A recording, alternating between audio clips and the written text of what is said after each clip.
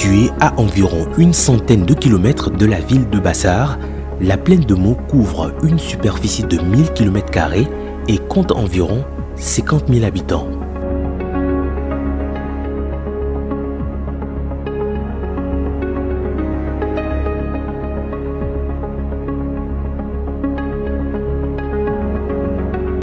Longtemps demeurée pauvre et isolée du reste du pays, la désormais préfecture de la plaine de Meaux, avec ses 65 villes, présente des indicateurs d'une localité en renaissance.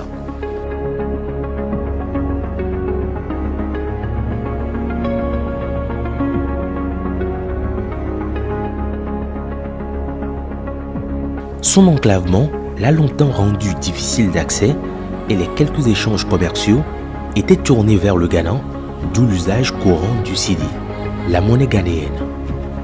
Le gouvernement togolais, avec l'appui des partenaires au développement comme la Banque islamique de développement et la Banque ouest-africaine de développement, a initié et mis en œuvre le PDRI-Meaux, projet de développement rural intégré de la plaine de Meaux. D'un coût global de 15 milliards de francs CFA, ce projet vise une amélioration des conditions de vie des populations de cette partie du Togo.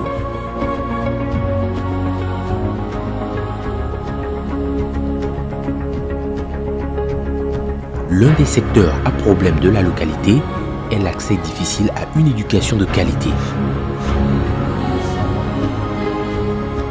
Ici, les salles de classe sont en majorité des apatames fragiles, exposés aux caprices de la météo.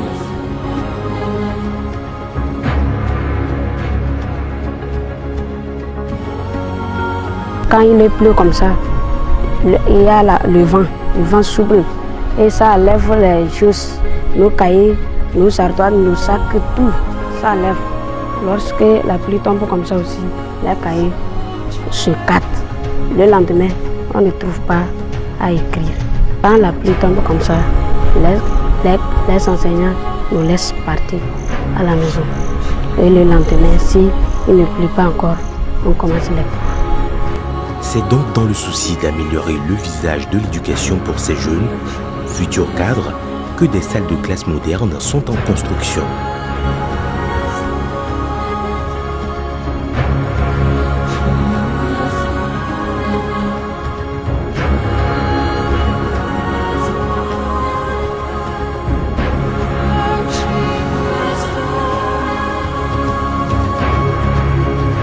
Ces bâtiments sont même déjà opérationnels dans certaines localités, comme ici à Folon.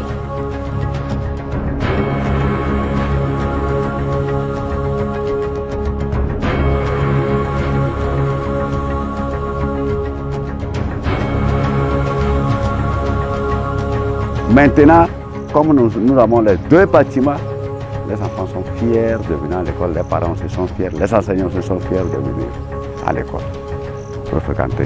On a eu 100% de CPD. Pour élèves et enseignants, prendre le chemin de l'école deviendra plus agréable. De plus en plus, tout est amélioré grâce au PDRI-Meaux. Maintenant, on travaille sur les bâtiments. Et les pourcentages que nous avons dans les paillotes, je pense que ces pourcentages, ce ne sont plus ces pourcentages, les pourcentages sont améliorés. 450 femmes bénéficient de l'alphabétisation à travers 23 centres de formation. Au total, 5 bâtiments et 16 apatames améliorés sont érigés à travers les 5 cantons.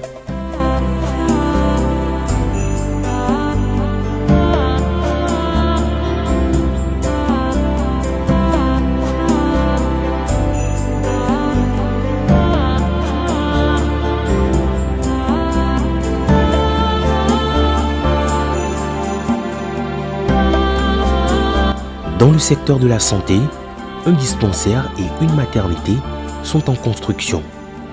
Dans quelques mois, ce bâtiment va servir de centre d'accueil et de traitement des patients de la préfecture.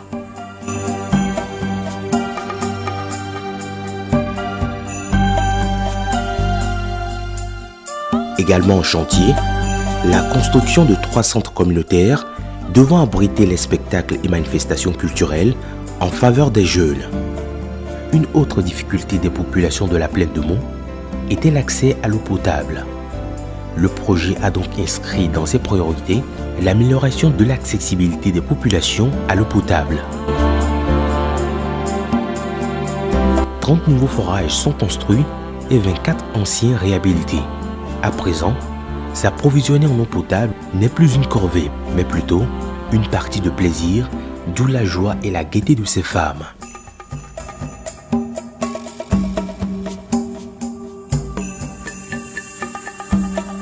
Billamanini mogon mo lulum pomp da mo juna verbulni dona po da ga danga ba dongo lulum le do go chira bila da ni bu juna da pomp chuna da bila da billamanini nyura kana billamanini zendara babu da verbulni bu juna da ni babalamini pa. Avant, nous quittons la nuit pour aller puiser de l'eau dans la montagne. Et comme maintenant il y a le forage ici, nous ne quittons pas la nuit pour puiser de l'eau. Nous quittons le même air que nous voulons et nous venons puiser de l'eau ici. C'est pourquoi nous sommes contents d'avoir le forage ici pour puiser de l'eau.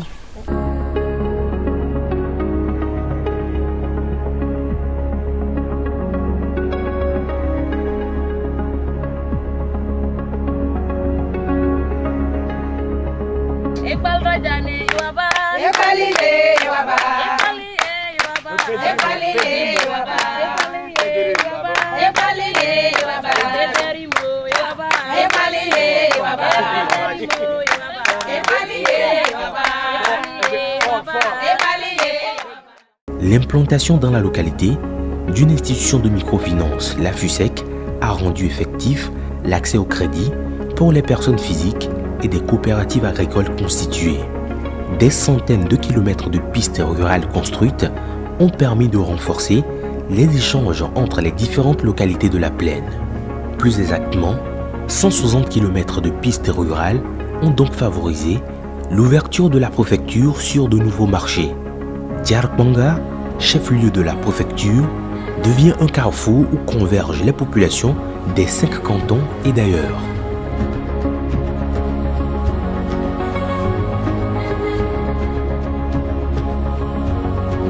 Avant, il faut mettre des jours avant d'arriver. Mais présentement, à quelques heures, 4 heures du temps, on peut regagner Bassar, la ville tout proche. La construction d'un pont de 60 mètres constitue l'une des réalisations majeures de ce projet. Cet édifice vient rendre plus fluide le déplacement des riverains.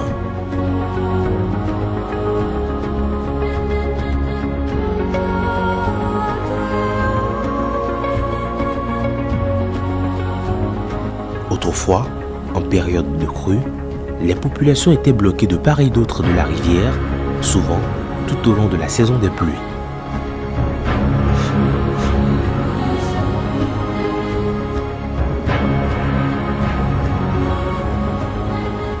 C'est donc dans la liesse populaire et la reconnaissance totale que les riverains ont participé à la coupure du ruban symbolique.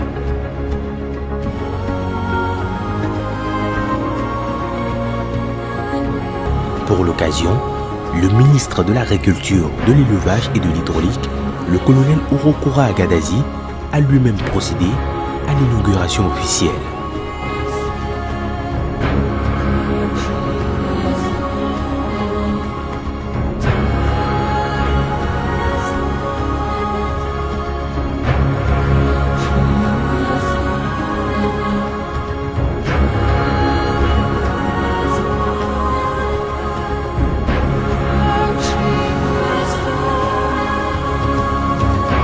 Au titre des ouvrages à réaliser, il y a justement 160 km de pistes rurales.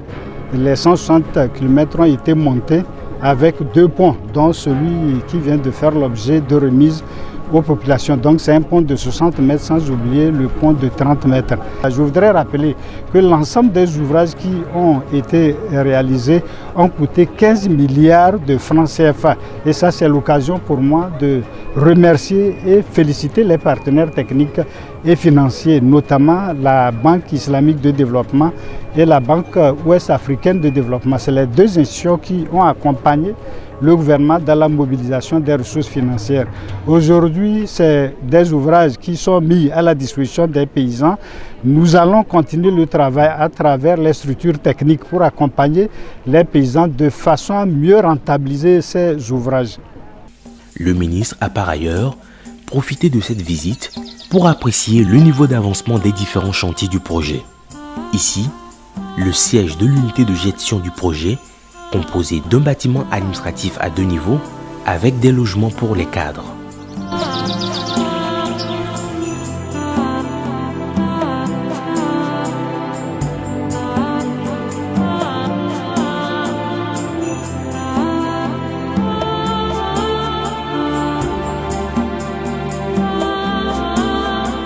Le ministre a aussi visité le bâtiment en construction devant abriter l'inspection de l'enseignement primaire.